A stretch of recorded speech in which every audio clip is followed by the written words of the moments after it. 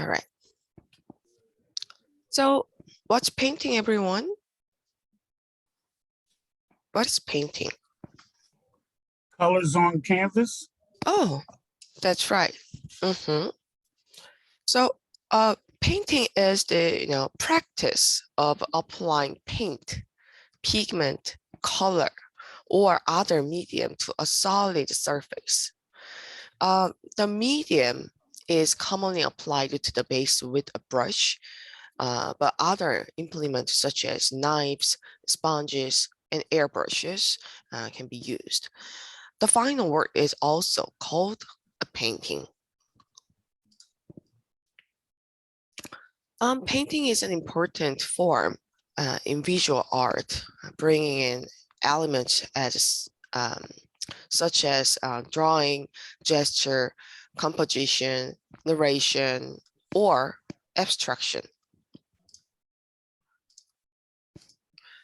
Paintings can be naturalistic and representational, photographic, abstract, narrative, symbolic, emotive, or political in nature.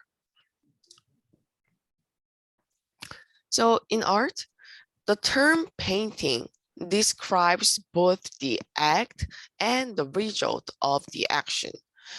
The support for paintings includes such surfaces as walls, paper, canvas, wood, glass, lacquer, pottery, leaf, copper, and concrete. And the painting may incorporate multiple um, other materials, including sand, clay, paper, plaster, gold leaf, as well as objects. So there are many types of paintings. We are going to see four main painting mediums today. First, fresco. Next one is tempera. And the third one is oil. And the last one is acrylic. So let's see one by one. So let's see the fresco first. Fresco is above all a wall painting technique. It's a wall painting technique, and it has been used for large-scale mural since ancient times. With the fresco, pigments are mixed with water and applied to a plaster support, usually a wall or ceiling coated in plaster. True fresco is paint made simply of a pigment and water applied to wet lime plaster. As the plaster dries, the lime undergoes a chemical transformation and acts as a binder, fusing the pigment with the plaster surface. So the process is very complicated. Um, so let's just watch a video how to make a fresco painting together.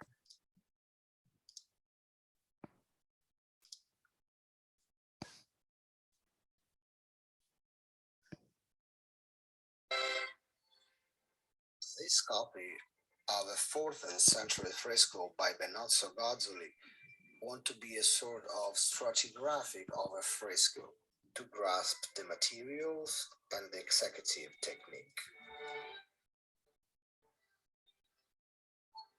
Fresco technique is based on the chemistry of the minerals elements, in particular lime, which develops adhesive forces only on materials of the same nature, minerals in fact. The terracotta brick wall is properly brushed and washed in order to receive a first layer of very rough mortar made up of 1 part of lime and 3 of coarse sand, or other inert particles of large granulometry.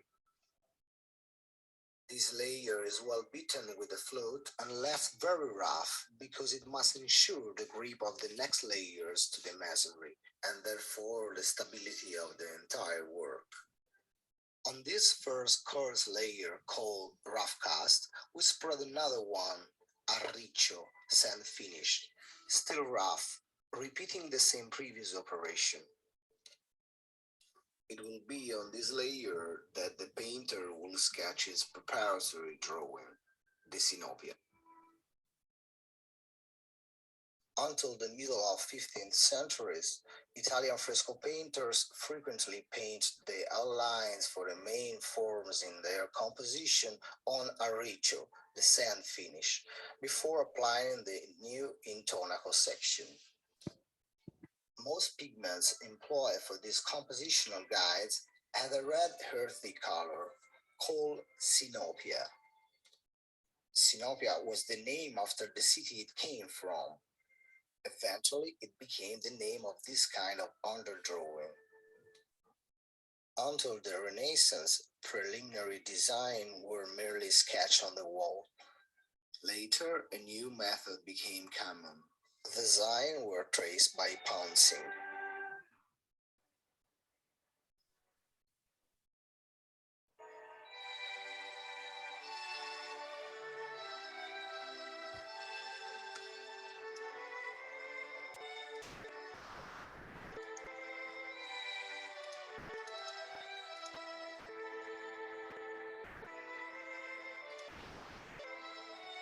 The great attention to the selection of the ingredients, lime, sand, pigments, the preparation of the mortar occurred in the previous days, and the ability to spread the plaster were and are decisive elements such as painting itself. After having wet the wall to saturation, this last layer of mortar is laid on and painted before it is hardened, guaranteeing the properties of brightness and resistance typical of fresco. In particular, be careful not to leave air bubbles and maintain a constant flatness during work using wooden slats or wood float. So, he's putting the plaster just a part of the painting because, fresco painting, they have to finish the painting before the plaster dries. So, so the artist just, put the plaster on some part of the painting and then finish the part first, and then they move, the other parts to finish it. Actually, since the end of 14th century, this last layer, composed of lime and sand, called intonaco, begins to be saturated with a further thin layer of mortar composed of lime and marble powder in equal proportion, called intonachino or velo. This guarantees greater smoothness and brightness of the bottom, thanks to the properties of calcium carbonate.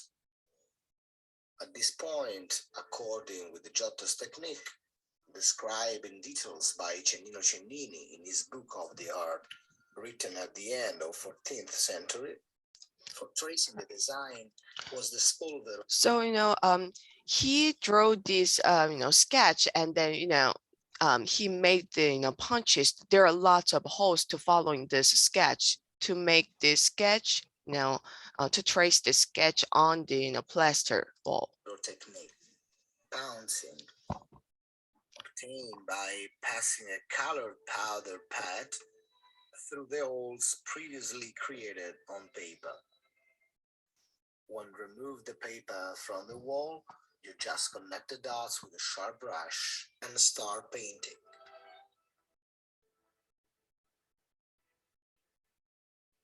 Subsequently, and throughout the Baroque period, this more precise but more laborious method, explains, is composed of the quantity of an ochre bean, a black lentil, and a very little pink. With this color, the whole composition was sketched, from the skin to the garments, from the hair to the architectures. San Giovanni White, I dried lime, therefore of the same nature of the plaster. So, that is the, frescoes painting process.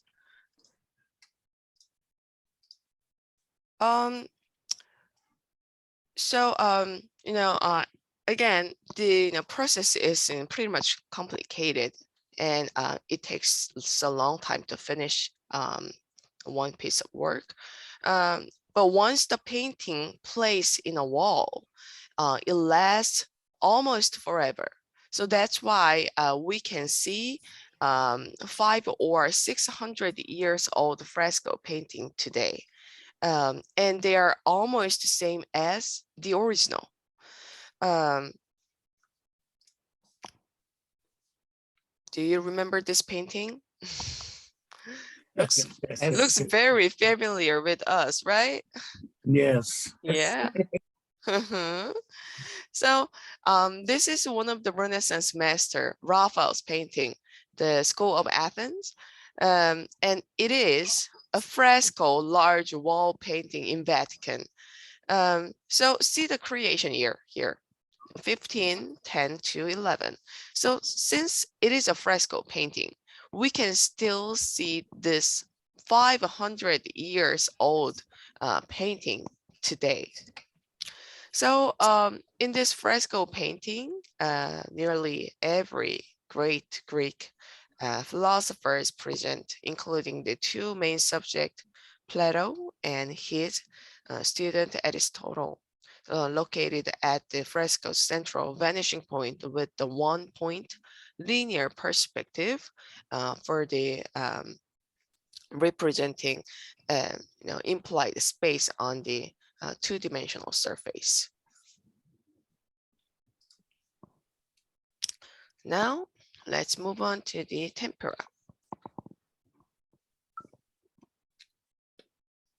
So, tempera is an aqueous medium like watercolor that dries to a tough insoluble film.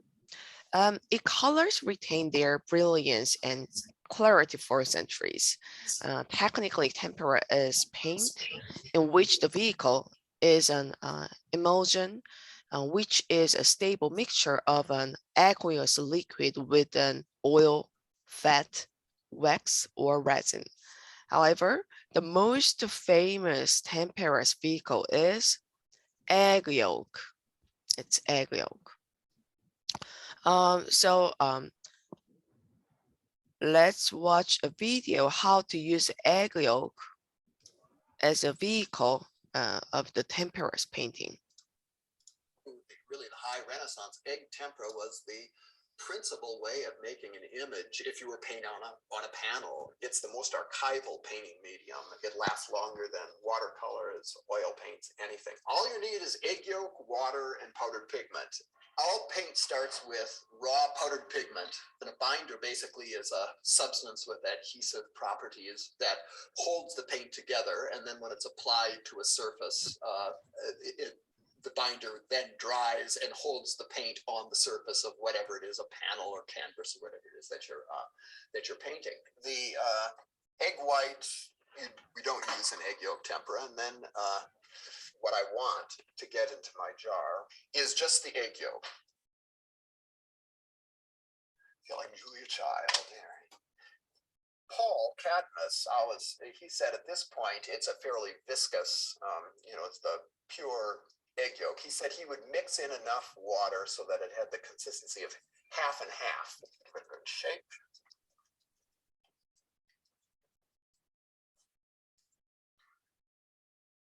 Yeah, and that's about right. And that is it. That is the binder for egg tempera. When you mix the egg yolk binder in with the powdered pigment and mix it up, you've got your egg tempera. So this is the way I do it. I will bring a little bit of the dry pigment and I just dip my palette knife, get a little bit of egg yolk. So the egg yolk plays a role like a glue to stick the pigment powder on the artwork surface. And that's tempera. Easy as that. Egg tempera goes on in thin strokes. It dries very quickly within seconds. So you cannot mess around and model and blend the egg tempera. All has to be, it's all hatch marks one on top of the other. If you look carefully at it, you'll see all these stroke, stroke, stroke, stroke, stroke. Each individual, they're not any kind of illusion of soft transitions are because it's very carefully regulated, and by building up these multiple very thin strokes one on top of the other. With egg tempera, you can see this is very flat. It's a very fluid medium. If you tried to add a glob of egg tempera, it would dry and crack off. It would flake off. Everything has to be built in very delicate layers, and that's what gives George Tooker's paintings that almost opalescent, satiny quality. Because when you're looking at the surface of a tempera painting, and he's doing it very much in the classic Quattrocento style that he was taught, you're kind of staring through several layers until you're kind of staring into the paint surface. And to a certain extent, the white of the board underneath maybe 12 layers of paint is reflecting out through it. So it has this almost gauzy-like opalescence, which I think adds a certain almost surreal quality to whatever it is that you're painting, which appeals to me. My name is Ariel. Oops, sorry. So like just he said, tempera dries quickly. And so colors cannot be blended easily once they are set down on the work surface.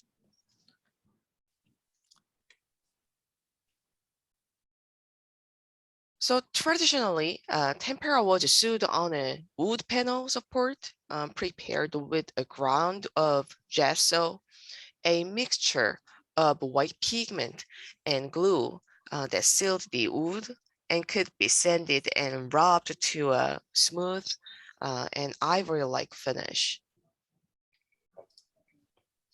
Now let's move on to the third painting medium, oil. Oil paint consists of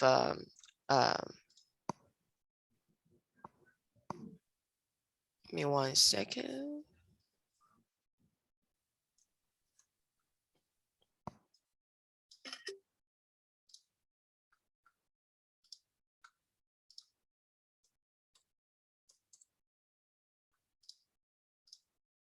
All right. So again, oil paint consists of pigment pounded with oil. So that's why it's called oil painting. Historically, the most commonly used oils have been linseed oil, poppy seed oil, and walnut oil. So today, commercial manufacturers of artist colors often grind the darker pigment with linseed oil and the light pigment such as white and yellow with poppy seed oil or sunflower oil, which do not yellow over time as linseed oil tends to do.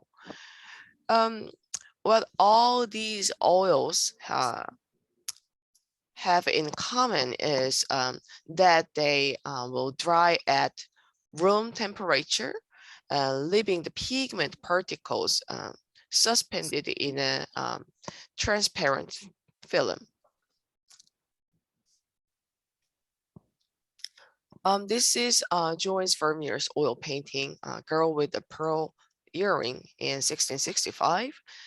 Joyce Vermeer was a Dutch Baroque period painter who specialized in domestic interior sense of middle-class life. During his life, he was a moderately successful provincial genre painter. So let me share this video, how to make oil paint in a traditional way. So this video, you can watch this video as well in the Moodle room. I've already listed all the videos in the Moodle room page. So after this meeting, if you need, you can watch it again. traditional oil paints are made like this, no, like this. She's, mixing the oil with the pigment with the, tool. So let's see. Paint was made from a simple combination of two ingredients. The first is the binder, the material that glues the colored particles to the canvas or panel. In oil paint, the binder is a drying oil, a fluid that absorbs oxygen from the air and becomes a solid film over time. The most common drying oil was flax oil, usually called linseed oil. It was pressed from the seeds collected from the flax plant, like those shown here. The same plant was used as the source for the fibers used to make linen canvases. Here's a sample of linseed oil. The other ingredient is the pigment. This is an insoluble powder which provides the color to the paint. Pigments were derived from a number of sources. Historically, a large percentage of pigments were made by grinding natural earths containing iron oxides. Here we see a lump of red earth and red earth pigment made from a similar sample. Other pigments were made from ground up minerals, simple chemical reactions, and even from extracts from plants and bugs. This engraving from around 1600 shows a painter's studio in the early 17th century. A detail depicts the artist's assistants preparing oil paint. Here we see red earth being placed on a granite slab. A little linseed oil is then added in increments. It's important to add only enough to create a stiff, barely workable paste. Excess linseed oil will cause the resultant paint to become yellow-brown over time. The quantity of oil needed to make a good paint differs with each color depending on pigment size, morphology, and chemical reactivity. This makes it difficult to simply follow formulas for the small-scale production of paint. Additionally, the paint maker may want to make a paint of a specific consistency for a particular painterly effect. This stiff paste is then worked with a muller to fully disperse the pigments into the linseed oil binder. Slabs and mullers were originally made from granite or porphyry. Glass mullers and plates were used later. Today, oil paints are made in large industrial roller mills. The paste of pigment and oil must be mulled for many minutes before it becomes a usable paint. The paint maker needs to continue to remove paste from the edges of the muller and redistribute it so that it can be properly mulled and the pigments fully dispersed in the binder. All right. So that's how to make oil paint in a traditional way. So many masters of painting in our history love to use oil for their painting because it dries slow, so artists can easily revise their painting and available blend colors on the work surface. So let's compare oil with tempera in terms of vehicle. So oil painting and tempera painting look almost same. And they use same color pigment powder. They can also paint on wood, canvas, or diverse surfaces. However, oil is much cheaper than egg yolk of tempera's vehicle, and the oil is easy to get compared to the other vehicles. Also, oil paint dries slowly, so easy to blend on the work surfaces. So that's why many painters prefer to use oil vehicle for their painting. Oops.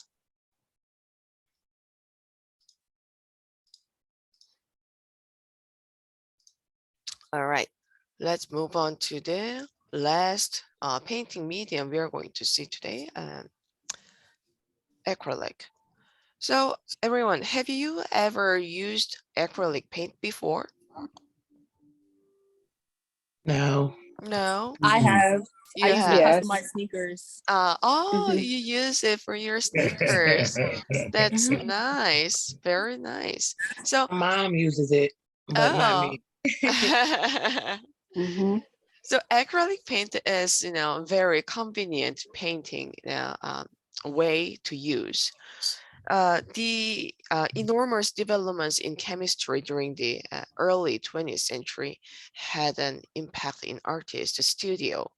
By the 1930s, chemists had learned to make a strong weatherproof industrial paint using a vehicle of synthetic plastic resin. So so how to use acrylic, painting, So with the paint, do you have to use, oil or egg yolk for the acrylic paint? How to use the acrylic paint, when you mix the color or apply the color on your canvas or sneakers? Oh, how would you use the acrylic? Yep. Mm-hmm. The first thing I would do when I customize my sneaker is to remove the acetone, which is the I use acetone to remove the factory coat, because if I paint the acrylic on top of the shoe without doing so, the paint actually comes off. So the acrylic paint is I will use acetone to remove the factory coating to keep the acrylic paint on there. Yep. So I don't mix it with anything. Oh, you didn't mix anything. Oh yeah, since you have to use the pure pigment. Oh yeah, for the sneakers. But for the regular painting, how to use the acrylic paint? Did you add oil or egg yolk like a tempera painting? No. The brand I use, it didn't have to be mixed. It already came with it. Ah, I see. But normally, artists use the acrylic painting with just water. Just water. You can just mix the water with the paint to use it. So these new synthetic artist colors are broadly known as acrylic. And the vehicle consists of acrylic resin. Excuse me. Yep. Do you have any question, Andrea? No. I'm not familiar with acrylic paint, but I have seen, if I'm correct, I've seen someone use acrylic paint on T-shirts. Oh, yes, it is. Yeah. You can use acrylic paint on your T-shirt design. That's right. Yes. Okay. Yeah. See, acrylic is just, so popular, medium for painting for everyone. Yes. So the vehicle consists of acrylic resin polymerized through emulsion in water. As acrylic paint dries, the resin particle colors to form a tough, flexible, and waterproof film. Acrylic here can mimic the effects of oil paint and watercolor by concentration of water. So it looks like this. So many contemporary artists use acrylic because it doesn't need a special vehicle to use. It can just, it can make oil paint and watercolor effect by water's concentration. So when you use a small amount of water or without water, you can make oil paint effect. And if you add enough water in the acrylic paint, then you can use it like watercolor paint. So just like this painting. The artist shows the oil painting effect on the emphasis part, right? And the watercolor effect on the subordination part, by using acrylic paint with water. So let me just show you the last video with the acrylic painting. With JacquelineLaFlamme.com. In this clip, I'm going to show. So she just added enough water to apply this color. So as you can see, it looks like a watercolor effect. Watercolor and oil effects in acrylic paint. You will need a canvas. You will need acrylic paint. You will need paintbrushes. You'll need a cup of water. We're going to start off with the oil effects. You're going to want to have your paint nice and thick. acrylic paint has the properties to go on very, very thick. And you see, if you just keep it thick, you can work it as if it's oils. The difference is it dries really quickly. So if you want your oily effect, you're still going to have to work very, very quickly because it doesn't have the open time that oils have. So you see, you can create all different effects, and you just want to keep your paint nice and thick. For a watercolor effect, you're going to want to take your brush and really mix it in so that you get a nice translucent effect. And you see, you're just going to add water and get that watery effect. So you're going to thin it down to a really, really translucent. And you can just pull your brush and get the brush strokes. So depending on how much water you add to the paint, you can have your oil effect or your watercolor effect. Yep. So that's acrylic paint. So that's it for this chapter. And today we have a discussion topic. So this is today's topic. Is drawing or painting a learned skill or a natural talent? So please answer this topic today. So you can see this discussion in week 6 in the week 6-1 discussion forum. So please finish this by tonight, and then by tomorrow, please reply to your peers. 1 second. What is it? Remember to cite your sources in your discussion post. Answer this question: is drawing a learned skill or a natural